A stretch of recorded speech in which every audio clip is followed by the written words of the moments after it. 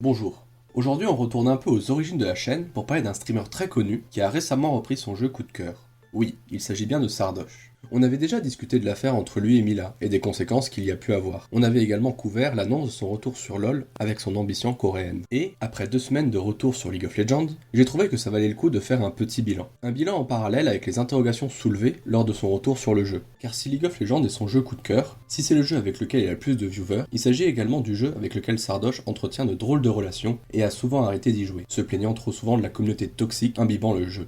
Bref, que s'est-il passé? Est-ce que l'histoire n'est qu'une boucle dans laquelle on fait les mêmes erreurs? Est-ce que Sardoche a trouvé la solution à tous ces problèmes? Je vous donne les éléments de réponse en vidéo. J'aimerais tout d'abord faire un parallèle entre cette histoire et ce qu'il s'est passé pour Sardoche en juin-juillet 2020. Début été 2020, Sardoche avait annoncé sa reprise sur League of Legends en ayant trouvé la solution pour pallier aux défauts qu'il rencontre sur LoL. Il est revenu sur le jeu avec son vieil ami, Mew. L'argument était que tout seul, il ne pouvait pas 1v9 les games, mais à deux, il pourrait 2v8. Cet événement a apporté beaucoup de hype, comme à chaque retour sur League of Legends de la part de Sardoche, et il fut le premier streamer en termes d'audience. Tout allait pour le mieux au début, puis les jours sont passés, et plus il montait le ladder, plus le rêve se tournait en cauchemar. C'est notamment à cette date que Sardoche a mis en exergue le Discord, qui avait pour objectif de le sniper. Après avoir fait quelques tentatives de jouer en solo queue, sans grand succès, Sardoche a annoncé, 30 jours après le début de l'aventure, arrêter de jouer à LoL.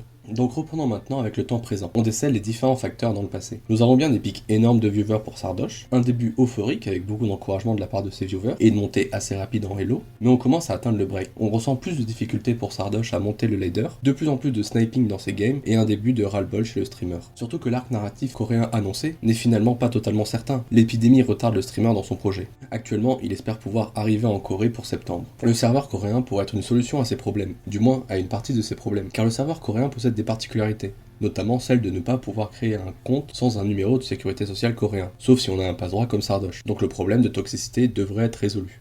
Mais cela fait poser directement deux questions. La première question, est-ce que Sardoche tiendra sur LoL d'ici septembre? La deuxième question, est-ce que le problème sera résolu en Corée? Et même si le problème est résolu, n'est-ce pas la fin progressive de Sardoche sur LoL? On remarque que le streamer a presque tout tenté pour améliorer son expérience en jeu, mais au final, aucune n'a réellement marché. Et même si cela marche en Corée, Sardoche ne va pas s'y installer définitivement, et donc cela reste une solution éphémère. Donc oui, on a en droit de se demander si ce n'est pas la fin de Sardoche sur League of Legends. Cette idée est d'autant plus renforcée qu'au final Sardoche a réussi à faire une transition sur un contenu plus multi-gaming avec ses épopées Dark Souls, Rocket League ou bien encore aux échecs, et a réussi à se prouver qu'il n'était pas dépendant de LoL d'un point de vue streamer. D'un point de vue joueur, c'est une autre histoire par contre. En conclusion, l'histoire semble se réécrire, et la relation toxique qu'entretient Sardoche avec LoL ne semble pas disparaître. Peut-être serait-il temps pour le streamer de faire une belle cérémonie d'adieu à son jeu coup de cœur en Corée, et de tirer sa révérence, en bonne uniforme, pour pouvoir se concentrer sur d'autres projets dans lesquels il s'épanouira pleinement. N'hésitez pas à me partager votre avis sur cette affaire et sur les points que nous avons soulevés. Est-ce que vous estimez que Sardoche arrivera à surmonter l'adversité et à reprendre un maximum de plaisir sur League of Legends en Corée? En tout cas, comme d'habitude, si la vidéo vous a plu, n'hésitez pas à vous abonner si ce n'est déjà fait. On se retrouve demain à 21h pour une nouvelle vidéo. Sur ce, à plus.